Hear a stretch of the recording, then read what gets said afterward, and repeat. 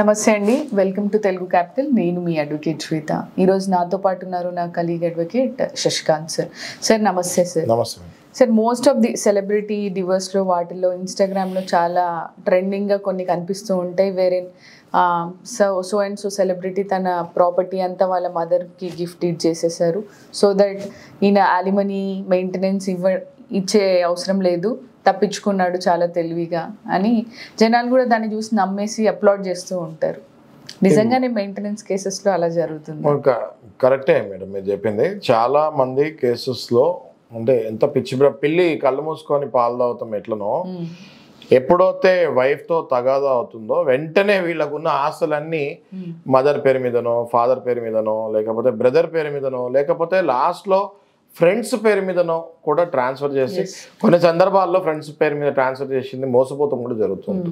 మీకు అర్థం కానిది ఏంటి అంటే, మీరు అటు ఫ్రెండ్స్ పేరు మీద ట్రాన్స్ఫర్ చేసి ఆస్తి మోసపోతారు, ఆ తర్వాత ఇక్కడ మెయింటెనెన్స్ కూడా ఇవ్వాల్సి వస్తుంది. కోర్టు ఏదైతే ఉంటుందో లాస్ట్ 3 years నుంచి మీ బ్యాంక్ స్టేట్మెంట్ అడుగుతాం జరుగుతుంది.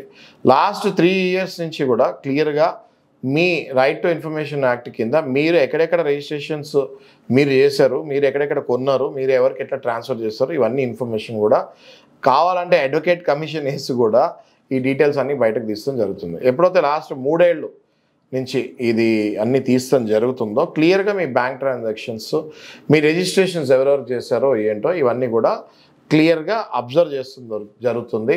అబ్జర్వ్ చేసిన తర్వాత ఇందులో ఎప్పుడైతే కావాలని మీ ఇంటెన్షన్ కనిపిస్తుందో కోర్టు దాన్ని పరిగణలోకి తీసుకొని 100% ఇది మీ ఆస్తి కిందనే పరిగణించి మీ వైఫ్కి ఇవ్వాల్సిన యాలిమనీని అందులో నుంచి ఇస్తాం జరుగుతుంది. కాబట్టి చాలామందికి నేను చెప్పేది ఏంటి అంటే, మీరు ఆ పిచ్చి భ్రమలో ఉండటం అనవసరం.